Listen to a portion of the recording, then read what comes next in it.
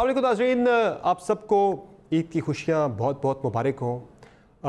वैसे तो कोरोना वबा की वजह से ईद की खुशियाँ मान पड़ गई हैं। अमूमन होता यह है कि ईद पे अपने दोस्तों से, रिश्तेदारों से, अज़ीज़ व अक़रबा के साथ बंदा मिलता है और ईद की खुशियाँ शेयर की जाती हैं। लेकिन बहरहाल ईद तो ईद होती है, इसे सेलिब्रेट तो जैसे भी हालात हो किया जाता है। और नाज़रीन, अमूमन आप देखते होंगे कि ईद पे सेलिब्रिटीज़ को हमने बिठाया होता है, उनसे हम गपशप करते हैं, लाइटर गपशप होती है।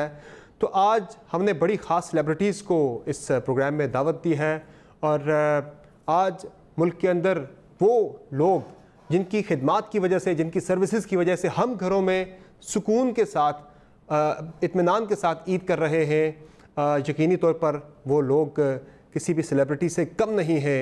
यकीनी तौर पर मेरा इशारा है हमारे जो तिब्बी अमला है, हमारे डॉक्टर्स हो गए, पैरामेडिक्स हो गए, नर्सेज हो गई, हमारे पुलिस एहलकार हो गए, इसके अलावा हमारी इंतज़ामिया के लोग हो गए। और अफवाज पाकिस्तान का जिक्र ना किया जाए तो ये भी ज़्यादती होगी। अफवाज पाकिस्तान के अफसरान और जवान जो कि न सिर्फ कोरोना वबा के ख़िलाफ़ एक हम रोल प्ले कर रहे हैं, आर्टिकल 245 के तहत तमाम सूबों ने फ़ौज की खिदमात तलब की हुई है, बल्कि साथ ही साथ मुल्क की सरहदों पर भी मादर वतन का दिफा कर रहे हैं, अपनी जानों के नजराने इस मकसद के लिए पेश कर रहे हैं, इंटरनल सिक्योरिटी में बड़ा अहम किरदार अदा कर रहे हैं। ये तमाम जितने भी ये सेलिब्रिटीज़ हैं, इन्हें हम इस शो की वसातत से, हम न्यूज़ की तरफ से और कौम की तरफ से हम इन्हें सलाम पेश करते हैं। और इस प्रोग्राम में हम आज अपने इन मेहमानों से जानने की कोशिश करेंगे कि कोरोना वबा, चूँकि 3 माह इसे पाकिस्तान के अंदर इस वायरस को आए हुए मुकम्मल हो चुके हैं, तो इन 3 माह के दौरान इन्हें किस तरह के चैलेंजेस का सामना रहा। और वैसे तो ये जितने भी एसेंशियल सर्विसेज वाले ये लोग हैं, हमारे जो हीरोज़ हैं, ये ड्यूटी पर ही होते हैं, कोई भी त्यौहार हो, कोई ख़ास दिन हो, लेकिन कोरोना वबा की वजह से इनकी ज़िम्मेदारियाँ पहले से ज़्यादा बढ़ गई हैं। तो ये 3 माह इनके लिए कितने चैलेंजिंग थे, इनके कैरियर के अंदर भी, ये भी इनसे हम जानेंगे। हमारे साथ प्रोग्राम में हमें ज्वाइन कर रही हैं डॉक्टर नसीम अख्तर साहिबा, पिम्स से इनका ताल्लुक़ है। और हमारे साथ मौजूद हैं जनाब ज़ुहैब राजा साहब, ASP हैं इस्लामाबाद पुलिस में।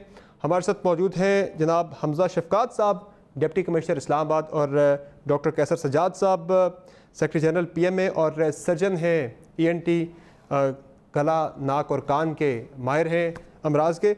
बहुत शुक्रिया आप चारों हीरोज़ का जिन्होंने आज अपने कीमती वक्त में से टाइम निकाला हमारे लिए, हमारे नाजरीन के लिए। सबसे पहले ज़रा इनसे जान लेते हैं नाजरीन के, वैसे तो ये जिस तरह मैंने बात की अपने इंट्रो के अंदर कि ये कोई भी त्यौहार हो, कोई भी खुशी हो, ईद हो, ये लोग ड्यूटी पर ही होते हैं, इनकी ड्यूटी होती है।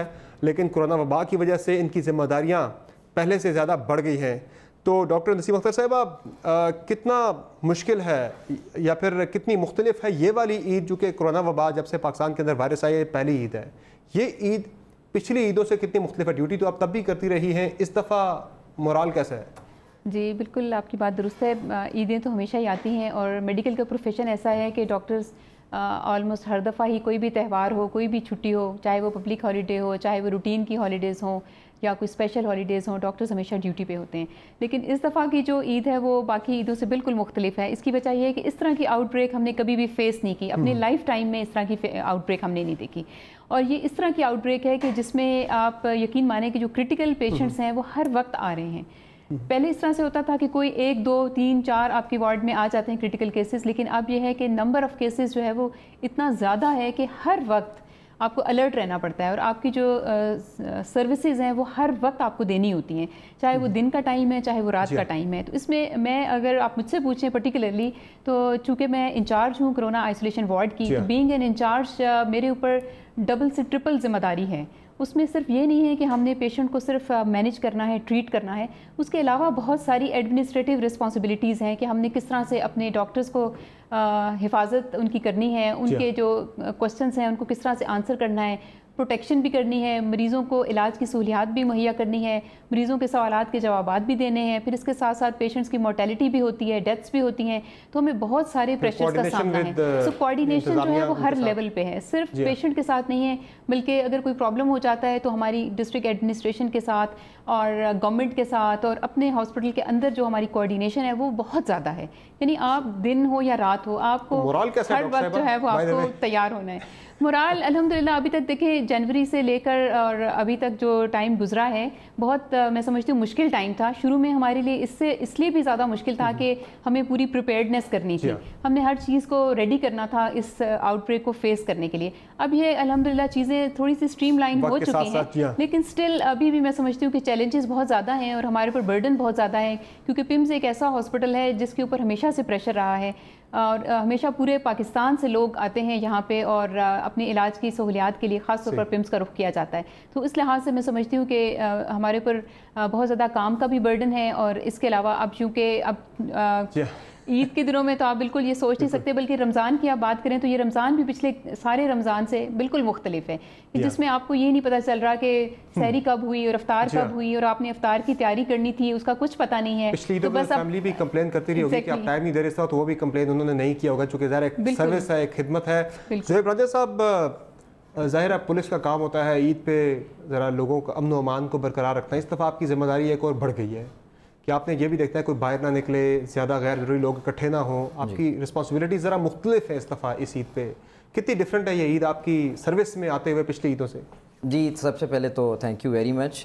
सबसे पहले तो मैं डॉक्टर साहिबान और जितने भी इदारे इस मुल्क के लिए काम कर रहे हैं सर्विसेज के फ्रंट लाइन पे, उनको सैल्यूट पेश करता हूँ।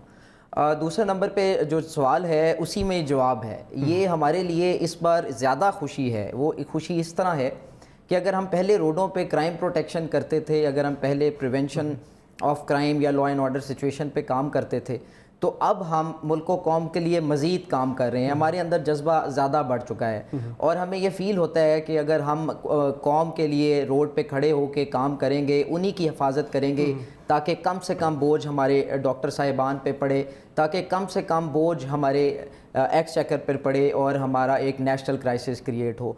लिहाजा implementation of law on the road जो है उससे हमें मज़ीद खुशी मिल रही है और हम चाहते हैं कि आगे की जो ईदें आएँ वो ऐसी ईद ना हो और हमारी आवाम दोबारा से इंशाल्लाह दोबारा से खुशियाँ जो है वो बांटें।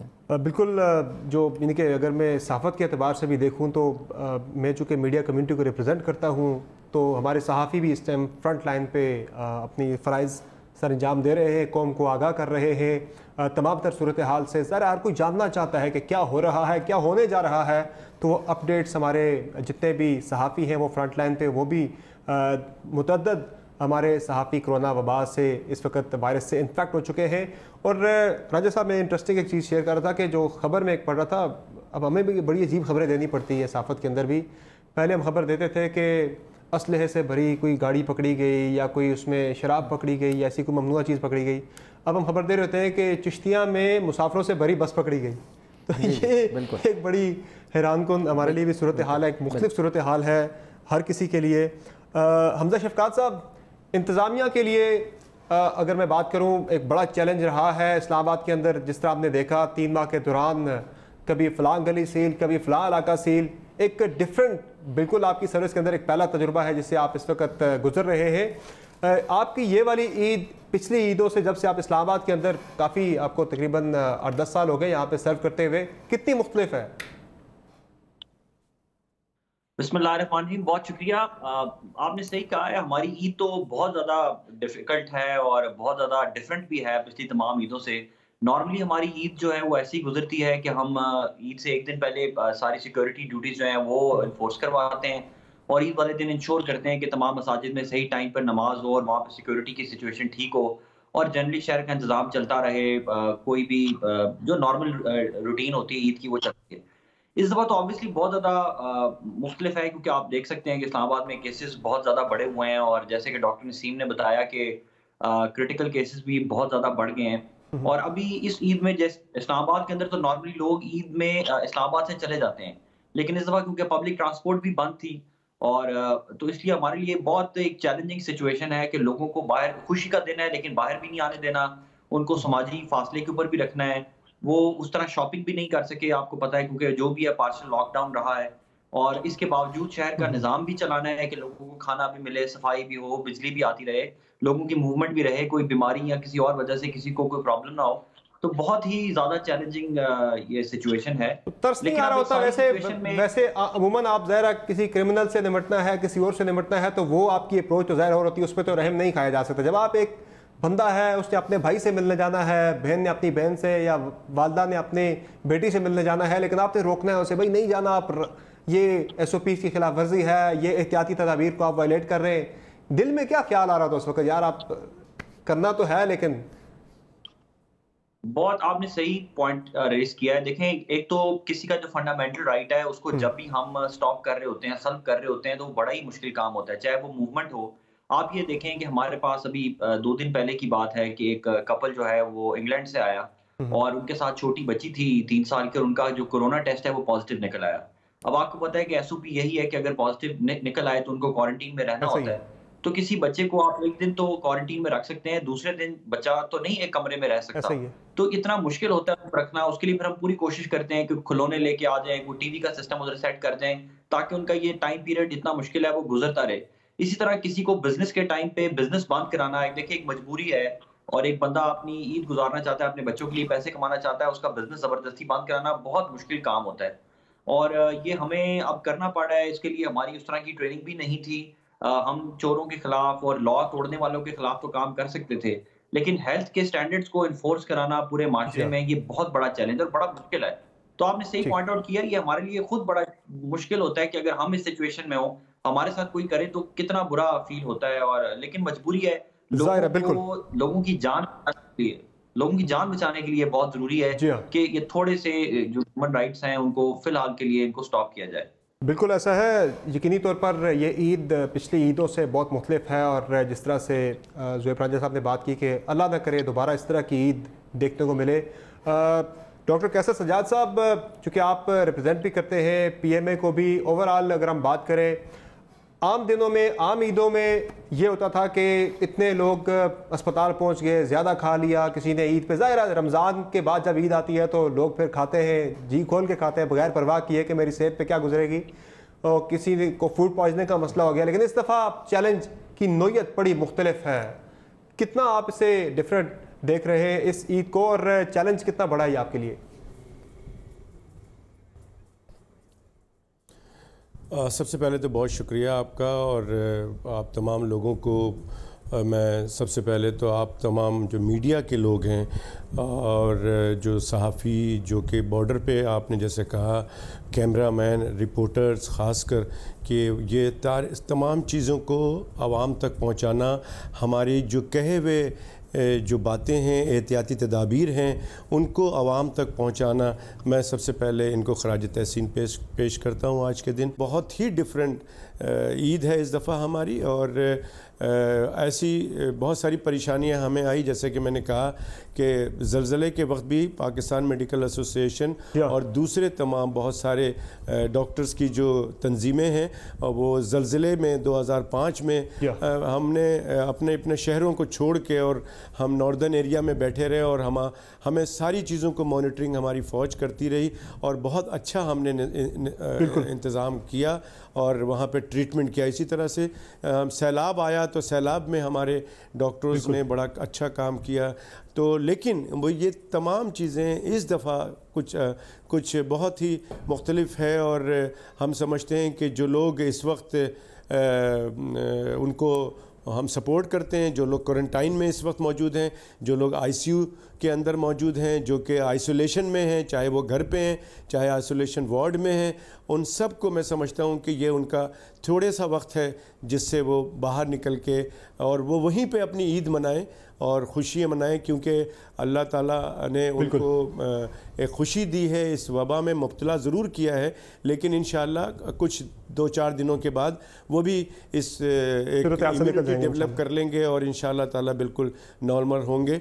तो ये मैं समझता हूँ ईद के दिन का दिन तो ज़रूर है, लेकिन थोड़ी सी परेशानी ज़रूर है। हम इसको ईद की तरह ही इंजॉय करें, और साथ साथ डॉक्टर हजरात जो ड्यूटी दे रहे हैं। और मैसेज सिर्फ यही है मेरा कि डॉक्टर्स और पैरामेडिक्स और नर्सेज जो है वो अस्पतालों में मरीज़ों की, कोरोना के मरीज़ों की देखभाल कर रहे हैं। और बाकी हम लोगों से कहते हैं कि आज के दिन भी आप एहतियात करें, लोगों से ज़्यादा ना मिलें जाके और डिस्टेंस रखें, वो सारी बातें जो हम करते हैं। ठीक, बिल्कुल सही है। चले यहाँ मुझे एक मुख्तसर ब्रेक लेनी है, ब्रेक से वापस आएंगे तो कैरियर का इनका मवाजना करेंगे। पिछला सारा कैरियर और ये 3 माह लगता है सारे कैरियर पे भारी पड़ गए हैं। बातों की छोटे से ब्रेक के बाद हमारे साथ रहिए।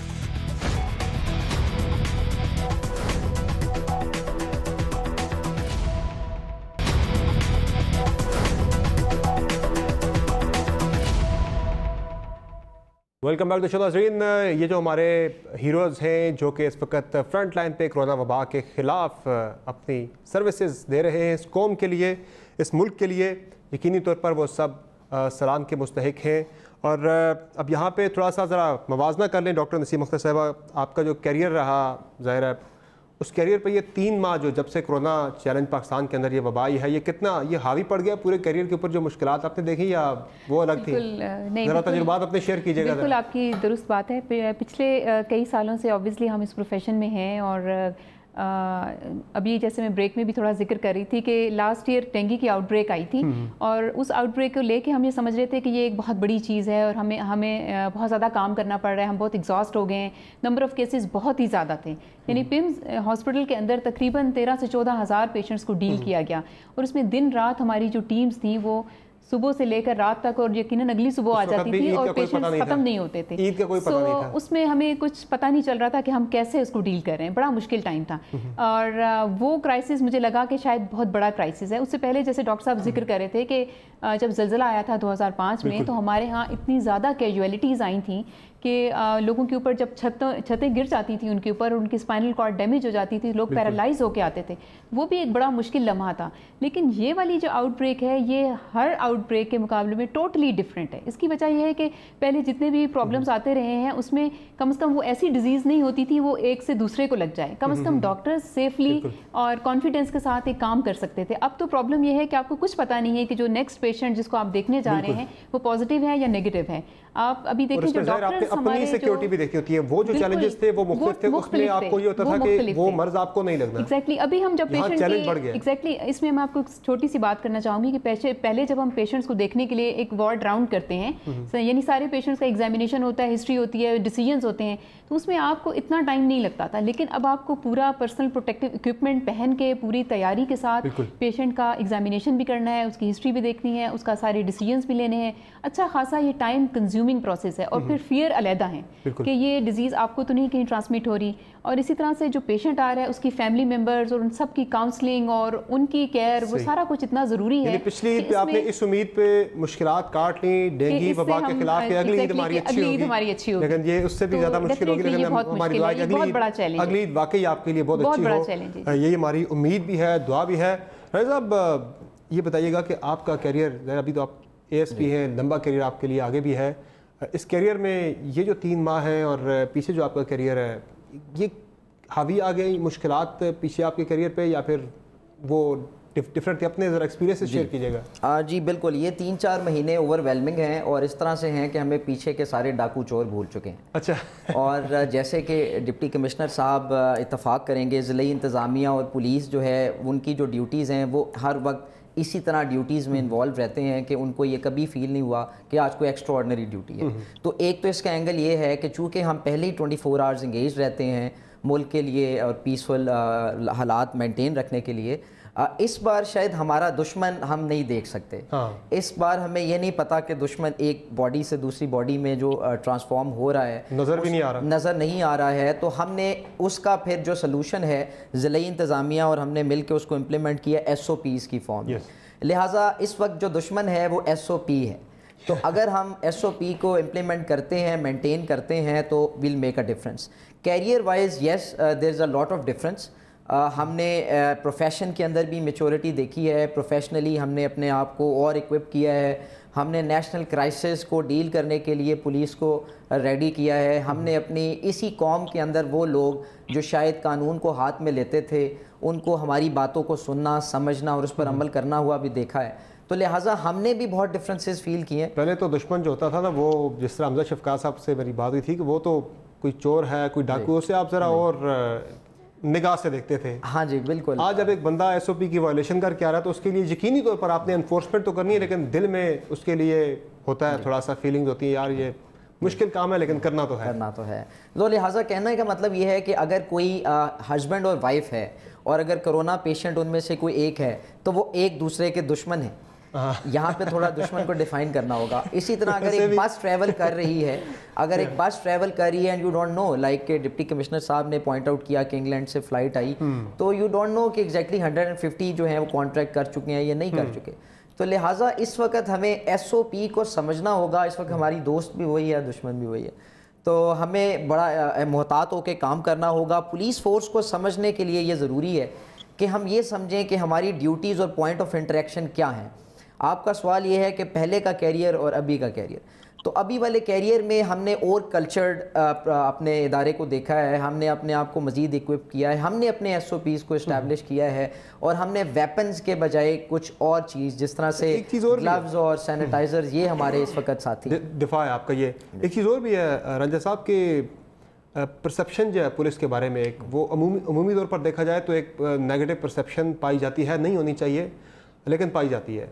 इस कोरोना वबा के दौरान जिस तरह हमने देखा कि पुलिस एहलकार लोगों को गाइड कर रहे हैं, जिस तरह से कोई किसी को मास्क दे रहा है, किसी को सैनिटाइज़ कर रहा है, वो परसेप्शन चेंज होने के हवाले से क्या आपको लगता है परसेप्शन चेंज हुई है आवाम में पुलिस के हवाले से? जी एग्जैक्टली, इसमें मेरा ख्याल है बेहतर जज जो है वो जर्नलिज्म और मीडिया होगी। लेकिन अगर आप हमारे लेंस से देखें तो मैं समझता हूँ, देखा हाथ जोड़ते हुए देखा पुलिस वालों को, यूँ हाथ जोड़ के खड़े हैं कि भाई हमने डॉक्टर्स को सैल्यूट, लोग हाथ जोड़ते थे, मुजरम जोड़ते थे, पुलिस को हाथ जोड़ते हुए देखा इस तरह हमने। आप देख सकते हैं कि हमने डॉक्टर्स को, पैरामेडिक्स को रोड्स पे सैल्यूट भी किया, हमने अपनी आर्म्ड फोर्सेस को सलाम किया, हमने ज़िले इंतज़ामिया के साथ मिल के उस दुश्मन का कला कमा किया जो कि शायद बहुत मुश्किल था और ये एक आलमी दुश्मन है। तो अब हमारा सिर्फ मकसद ये है कि हम ये ना चाहें कि कल को जो छोटे बच्चे हैं उन तक ये पहुँचे, जो बुज़ुर्ग हैं उन तक पहुँचे। तो सवाल का जवाब मैं यूँ दूंगा कि क्या पुलिस ये समझती थी कि पॉइंट ऑफ इंट्रैक्शन जो मल्टीपल हैं, मार्केट हमारा पॉइंट ऑफ इंट्रैक्शन है, मॉस्क हमारा पॉइंट ऑफ इंट्रैक्शन है, अब चेक पोस्ट सिर्फ पॉइंट ऑफ इंट्रैक्शन नहीं है, अब पुलिस स्टेशन सिर्फ पॉइंट ऑफ इंट्रैक्शन नहीं है। तो हमने मसाजिद में जाके किस तरह से डील किया, SOPs को मेंटेन किया, हमने ये जिस तरह से मुश्किल काम था कि किसी को ये कहना कि आपने नमाज नहीं पढ़नी मस्जिद में या एहतियात करनी है, बड़ा मुश्किल काम था, बहुत मुश्किल काम है। मार्केट्स में ज़िले इंतज़ामिया के साथ मिल के जिस तरह से हमने सर्कल्स बनाए, जिस तरह से हमने दुकानों में जाके उनको खुद ब्रीफ किया, हमने खुद मास्क ये डिस्ट्रीब्यूट किए, तो लिहाजा हमारे लिए कैरियर बड़ा डिफरेंट था। बिल्कुल। पुलिस एहलकार नाके पे अक्सर मैं देखता हूँ वो आजकल नाके ज़्यादा लगे हुए कि लोग ज़रा कम मूवमेंट हो तो वो गन लेके खड़े होते हैं, तो वो मेरी जहन में सवाल आता है कि गन से कोरोना तो नहीं मर सकता। लेकिन बहरहाल हमजा शफकात साहब, आपके लिए ये 3 माह अगर हम इसका मवाजना करें आपके पीछे के कैरियर के साथ, आपने ज़ाहिर बहुत सारे आपने शोबे देखे, बहुत सारे महकमे आपने हेड किए, ये किस तरह का चैलेंज है? जिस तरह मैं बात कर रहा था कि अमूमी तौर पर लोग या क्रिमिनल्स पुलिस के आगे हाथ जोड़ रहे होते हैं, सब अपने पुलिस को देखा लोगों के आगे हाथ जोड़ते हुए कि यार बस घरों में रहे, एहतियात करें, मेहरबानी करें, क्यों नहीं कर रहे हैं बाहर। तो आपके लिए ये किस तरह का एक डिफरेंट एक्सपीरियंस ये पिछले 3 माह के दौरान, और ये कितना चैलेंजिंग थे ये 3 माह आपकी लाइफ के? मैं समझता हूँ कि इस तरह की चीज़, मैंने सिविल सर्विस जो है 2005 में CSS के इम्तिहान दिए, तकरीबन 14-15 साल हो गए नौकरी में, बड़े बड़े क्राइसिस देखे हैं। 2009-10 के फ्लड्स हमने देखे जिसमें बहुत लंबी लंबी हमने ड्यूटी देनी पड़ी, बड़े बड़े मुश्किल लॉ एंड ऑर्डर सिचुएशंस देखी, बड़े बड़े ऐसे क्राइसिस आए जिस जिले में मैं रहा। लेकिन जो इस टाइम पर जो क्राइसिस है, मैं समझता हूँ कि ना सिर्फ मेरे करियर में, इवन हमारे जो सीनियर्स हैं, जो भी हमारे फेडरल सेक्रेटरीज हैं या हमारे कमिश्नर हजरात हैं, उनकी भी लाइफ में कभी इस तरह का क्राइसिस नहीं आया। और ये क्राइसिस आप देखें नॉर्मली क्राइसिस है, जैसे सैलाब आता है 10 दिन 15 दिन 1 महीने की ड्यूटी होती है, या अर्थक्वेक हुआ तो उसमें तो 1 दिन की ज्यादा टफ ड्यूटी होती है, उसके बाद फिर हेल्थ इंफ्रास्ट्रक्चर के साथ मिलकर हम काम करते हैं। लेकिन ये हमारी लाइफ टाइम में और हमारी सिविल सर्विस में पहली दफा हुआ है कि हम एट अ स्ट्रेस, ये 3 महीने हो चुके हैं, हमारे दफ्तरों में छुट्टी नहीं दी गई, हमारे स्टाफ को 24 आवर्स काम लिया जा रहा है, और ऐसा काम है जो पहले कभी नहीं किया था। जैसे मैंने आपको बताया कि SOPs की इन्फोर्समेंट है, ASP ने, ज़ुहैब ने बड़ी सही बात की कि SOP को समझना फिर उसको इन्फोर्स करना भी एक बिल्कुल डिफरेंट चीज़ है। हर रोज एक नया केस सामने आता है और उसमें एक नए तरीके से फैसला करना पड़ता है। अपनी लाइफ भी एट रिस्क है 24 आवर्स। देखें, अगर ज़ल्ज़ला आ गया या कुछ सैलाब आ गया या कोई धरना आ गया, कोई लॉ एंड ऑर्डर सिचुएशन होगी, तो उसमें अपनी लाइफ एट रिस्क वहाँ बेधड़क आप जाते हैं, बिल्कुल ऐसा ही है।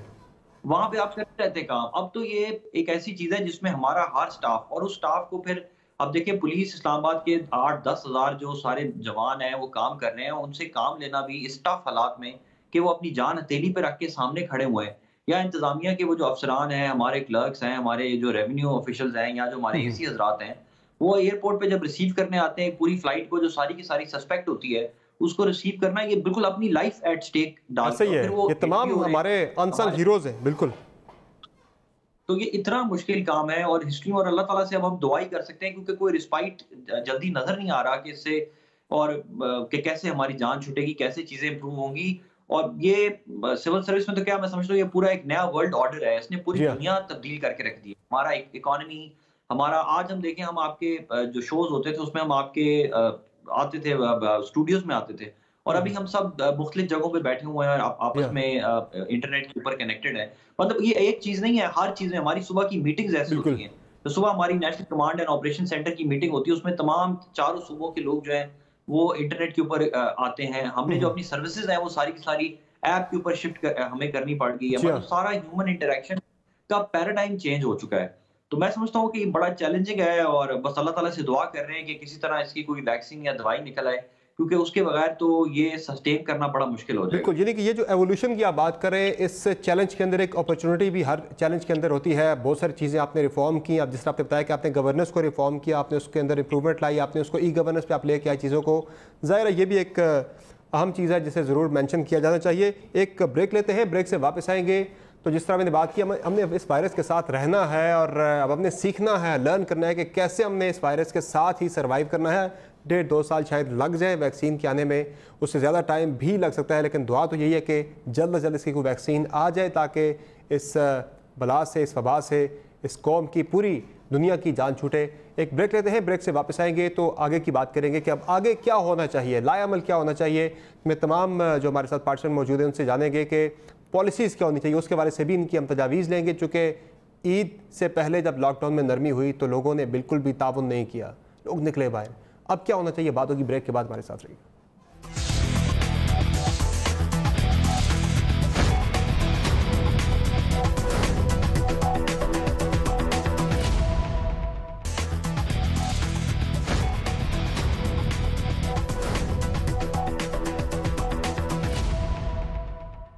Welcome back to show. नाज़रीन, हमने सीखना है कि इस कोरोना वबा के साथ, इस वायरस के साथ हमने किस तरह से सर्वाइव करना है। अब आगे के चैलेंजेस की बात करें, मुस्तकबिल की बात करें, तो जाहिर है चैलेंजेस बहुत ज़्यादा हैं, लेकिन हमने उन पे काबू पाना है, और उनके साथ साथ रहते हुए हमने मैनेज करना, हमने किस तरह से चलना है आगे। डॉक्टर साहिबा, पहले तो PPEs का जिस तरह मैंने बात की, बड़ा मसला रहा।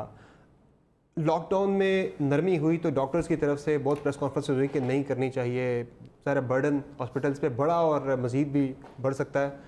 क्या आपकी नज़र में क्या होना चाहिए, पॉलिसी क्या होनी चाहिए आगे? ज़ाहिर आप ये वायरस तो चलेगा, 1.5 साल चले, 2 साल चले, आप मुस्तकिल लॉकडाउन भी नहीं कर सकते। हमने अपने हॉस्पिटल्स को उस तरह से प्रिपेयर नहीं अभी तक किया कि अब कोरोना के केसेस को किस तरह से लेके चलना है और नॉन कोरोना को किस तरह से लेके चलना है। अब एक सवाल ये उठता है कि जब OPD सारी खोल दी जाएंगी तो वो किस तरह से हम उस हजूम को या आवाम के जो नंबर है उसको कैसे कंट्रोल करेंगे, क्योंकि हम लोग उस तरह से डिसिप्लिन की पाबंदी करने के आदी नहीं है एज अ नेशन। तो हमने देखा कि जिन जगहों पे हॉस्पिटल्स के अंदर जो OPDs कभी खोली गई तो एकदम नंबर बढ़ गया। तो उसमें डिसिप्लिन लाना और अपनी OPDs को इस तरीके से सेटल डाउन करना कि पेशेंट के साथ डॉक्टर का इंटरेक्शन कम से कम हो, यानी एक ऐसे तरीके से OPDs को खोला जाए कि यानी आपको अपना जो इंफ्रास्ट्रक्चर है उसके अंदर भी शायद चेंजेस लानी पड़े कि किस तरह मिनिमम इंटरेक्शन के साथ आपने पेशेंट को डील करना है। इसी तरह जनरल पब्लिक की शॉपिंग्स और ये सारी चीज़ें, बाज़ारों में जाना, और बहुत सारे आपको पता है कि इश्यूज़ हैं, ये सारे चैलेंजेस हैं, इन सब में हमें मॉडिफिकेशन लेके आनी पड़ेगी। सही। ज़ुहैब रांझा साहब, ज़ाहिर है पुलिस में भी आपने रिफॉर्म्स आपको लाना होंगी, ये बताइए, ये कोरोना वबा जब से आई है 3 माह के दौरान, ये चोर डाकू भी डरते हैं कोरोना से? ये भी क्राइम रेट कम हुआ है या बढ़ा है? क्या आपकी असेसमेंट है? देखें, क्राइम का जो पैटर्न है वो हमारी जो मेन स्ट्रीम जॉब है वो चूँकि वही है, तो हमने अपनी फोकस उस पर ही रखा है। जो हमारा प्राइमरी फोकस था, हमने, आप देख सकते हैं इस्लामाबाद में कि क्राइम पैटर्न अगर जो है वो ऊपर नहीं गया 3 माह के दौरान अगर हम देखें, अगर तो क्या 3 माह में क्राइम पैटर्न नीचे की तरफ गया है, और उसकी प्राइमरी रीज़न ये है कि पुलिस ने अपने एक्स्ट्रा रिसोर्सेज को पूल इन करके from police lines and security division they have brought it into the operations division, और बैक एंड पे हमने वो स्ट्रीट प्लगिंग्स, जो क्राइम प्रिवेंशन की सारी टेक्निक्स हैं, हमने वही की हैं, और पुलिस ऑफिसर्स और पुलिस के जवान तमाम अपनी वो ड्यूटी सर अंजाम दे रहे हैं। हैविंग सेड दिस, हम उनको डिस्क्रेडिट नहीं कर सकते कि कोरोना की वजह से क्राइम पैटर्न नीचे गया। सर एक चीज़ और भी है, पीपीईज़ की जब बात होती है डॉक्टर्स के लिए, वो तो बिल्कुल फ्रंट लाइन पे डील कर रहे हैं मरीजों के साथ। पुलिस एहलकार जो खड़े हैं, ज़ाहिर आपका भी दिन में हज़ारों लोगों के साथ आपका इंटरेक्शन होता है, आपके लिए भी तो पीपीईज़ होने चाहिए, ज़रूरी है उतने ही जितने एक डॉक्टर के लिए। वो कि उनकी निस्बत कम है लेकिन ज़रूरी तो है। जी बिल्कुल, ये क्राइसिस जैसे कि डॉक्टर्स के लिए था, ऐसे ही हमारे लिए भी था, और हमारी जो लीडरशिप है उन्होंने बैठ के इस पे हमें रिसोर्सफुल किया। पहले 15 दिनों में हमारे लिए चैलेंज इसलिए था क्योंकि आपको पता है मार्केट में भी शॉर्टेज थी, जिस वजह से डॉक्टर्स को भी नहीं मिल रहा था, और एज अ नेशनल कॉज भी हमें सबसे पहले प्रायोरिटी पे ये इंश्योर करना चाहिए था कि डॉक्टर्स और पैरामेडिक्स तक ये पहुंचता। लेकिन सेकंड फेज़ में जब हम आफ्टर द 2-3 वीक्स जब गुजर चुके थे, तो हमने पीपीईज़ को इंश्योर किया, और हर थाने में डीआईजी साहब ऑपरेशन की तरफ से 15 पीपीईज़ को इंश्योर किया गया, और एक गाड़ी जो थी हमारी पेट्रोलिंग व्हीकल वो रिज़र्व थी इसी काम के लिए, जिसके मकासद ये थे कि क्वारंटीन सेंटर तक जाना या कोई 1122 के साथ कोऑर्डिनेट करना, डिस्ट्रिक्ट एडमिनिस्ट्रेशन के साथ, डीएचओ के साथ कोऑर्डिनेट करके उनको पहुंचाना। तो हमने ये इंश्योर किया कि कम उम्र के लोग जो हैं, जो जवान हैं, जिनके इम्यूनिटी सिस्टम बेहतर हैं, ऐसे लोगों को हम ऐसी ड्यूटी पे लगाएं, और कोशिश करें कि चेक पोस्ट पे भी ऐसे ही हों। लाइकवाइज हमारे लिए ये प्रॉब्लम था कि चेक पोस्ट पे जो पॉइंट ऑफ इंट्रैक्शन था उस पर कैसे हम डील करेंगे, तो हमने ये वहाँ पे भी SOPs इस्टेब्लिश की कि एक रीज़नेबल डिस्टेंस को मेंटेन किया जाए। ठीक, हमजा शफकात साहब, अब जब गवर्नेंस की बात करते हैं, जिस तरह से बहुत सारी तब्दीलियाँ आ चुकी हैं, और ये तो 3 माह के दौरान आई हैं, अगले 1.5 साल में अगर वैक्सीन नहीं आती, तो अब जिस तरह हमने बात की, हमने रहना है वायरस के साथ, गवर्नेंस को आप कितना रिफॉर्म हुआ देखते हैं, कितना बदला हुआ देखते हैं? ज़ाहिर अब चीज़ें खुलनी तो हैं, दफातर भी खुलने हैं, सर्विसेज भी सारी खुलनी है, काम तो करना है सारा। आपने तो बताया कि आपने कुछ चीज़ें आपने ऑनलाइन कर दी हैं, ऐप बना के, लेकिन ओवरऑल गवर्नेंस की बात करें तो किस तरह से ये रिफॉर्म होगी, और चैलेंजेस कितने ज़्यादा आपके सामने आएंगे अगले साल 1.5 साल में? हमारे पास अगले जो 1.5 साल में सबसे बड़ा चैलेंज आ रहा है ना, वो हमारा इकोनॉमिक जो बैंकरप्सी है वो सामने आएगी, ना सिर्फ इंडिविजुअल लेवल पे बल्कि ऑर्गेनाइजेशन लेवल पे और फिर स्टेट लेवल पे भी। आप देखें कितने हमारे टैक्सेस जो जमा होने की रेट था वो कितना तेजी से नीचे चला गया हुआ है। जो पर्सनल इकोनॉमी थी, अगर आप ये देख लें, अगर F6 F7 में भी आप चले जाएं तो एक महीने का रेट एक दुकान का 4-4 5-5 लाख रुपए है। अब अगर 2 महीने वो दुकान नहीं चली तो वो बंदा अपने रेंट्स नहीं दे पा रहा। जब वो रेंट्स नहीं देगा लैंडलॉर्ड को, तो लैंडलॉर्ड की इकोनॉमी कैसे चलेगी? उसने भी अपने बच्चे पढ़ाने हैं, खाना देना है, बच्चों की शादियां करनी है, दवाइयां लेनी है। ये पूरा एक सबसे बड़ा चैलेंज तो हमारा आएगा, जो इकोनॉमिक क्राइसिस हमारे सामने खड़ा हुआ है, और वो 1.5 महीने के अंदर अंदर ही हमें फेस करना पड़ेगा। पता नहीं उसके लिए फिर तनख्वाहें कैसे देंगे लोग और कैसे करेंगे। एक तो नंबर 1 चैलेंज हुआ है। नंबर 2 हमारा जो है ना वो है कि हमने ह्यूमन इंटरेक्शन जो है उसको लिमिट ही करना है। वो तो मजीद लिमिट होता जाएगा। ये जो बहुत ज्यादा लोग बाहर आते रहे और गाड़ियों में और मार्केट्स के अंदर भी, ऑफिस के अंदर भी, इसको कम करने के लिए बहुत ज्यादा इन्वेस्टमेंट करनी पड़ेगी हमारे इंफॉर्मेशन टेक्नोलॉजी के इंफ्रास्ट्रक्चर में, ताकि सारे डिपार्टमेंट्स जो हैं, जैसे आप देखें हमारे जो जितने कई मिनिस्ट्रीज हैं या कई ऐसी बॉडीज हैं, ऑर्गेनाइजेशंस हैं, जिनमें सारे का सारा काम जो है विदाउट फील्ड में जाए बगैर किया जा सकता है। बिल्कुल। वो जैसे फॉर एग्जांपल हमारा इस्लामाबाद के अंदर हमारा कोई प्रोसिक्यूशन का महकमा है, या हमारा इस्लामाबाद के अंदर लेबर की जो रेगुलेशंस को देख रहे हैं, या हमारे जो कोर्ट मैटर्स हैं, वो सारे के सारे अब स्काइप के थ्रू और ऑनलाइन हो सकते हैं। तो हमें वो शिफ्ट होना पड़ेगा ताकि हम ह्यूमन इंटरेक्शन को लिमिट करके इस तरफ जाएं। तीसरा जो बड़ा चैलेंज है हमारा वो ये है, और जो जिसने एक्सपोज किया है वो ये है कि हमने as a state, as a government, हमने हेल्थ जो हमारा सिस्टम है उसको कभी भी प्रायोरिटी पर नहीं रखा। प्रॉब्लम जो फर्स्ट बड़ी इन्वेस्टमेंट हुई थी हेल्थ स्ट्रक्चर में, वो हेल्थ एक्ट जब बना था, और उसके बाद 1960-70s में बेसिक हेल्थ यूनिट्स का स्ट्रक्चर और रूरल हेल्थ सेंटर्स का स्ट्रक्चर पूरे पाकिस्तान में बनाया गया।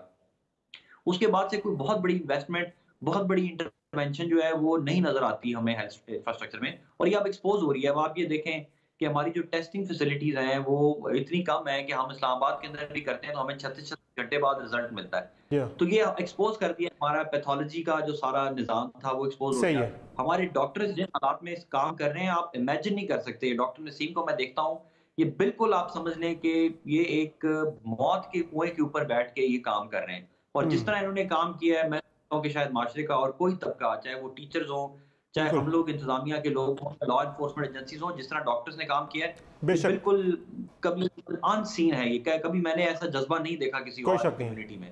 कोई शक नहीं है इसमें। तो अब अगर हमने अब इनका ख्याल नहीं किया, अगर हमें इनकी फौरी तौर पे इनकी तनख्वाहें बढ़ानी चाहिए, हेल्थ का स्ट्रक्चर इंप्रूव करना चाहिए, इनके सारे मसले ठीक करने चाहिए ताकि ये प्रॉपर्ली फोकस कर सकें अपनी जॉब पे। अगर ये अपने आप को कपड़ों के लिए ढूंढते रहेंगे तो बड़ा मुश्किल होगा। ठीक है डॉक्टर साहब, अब चैलेंजेस की जब आप बात कर रहे हैं तो एक बड़ा चैलेंज जब से ये कोरोना वायरस पाकिस्तान के अंदर आया वो है हमारे मुल्क के अंदर एक सियासी फ़िज़ा। जब हम देखते हैं एक तरफ आप लोग लड़ रहे हैं कोरोना वायरस के साथ, तो हमारी पॉलिटिकल लीडरशिप जो है वो एक दूसरे के साथ लड़ रही है।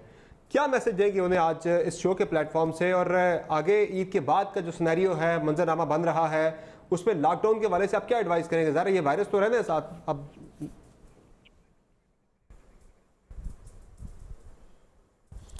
देखिए, बात सारी ये है कि मैं बहुत शुक्रगुजार हूँ डीसी साहब का, जो इन्होंने बहुत अच्छे डॉक्टर्स के लिए अल्फाज कहे हैं, और यकीनन ऐसे ही है।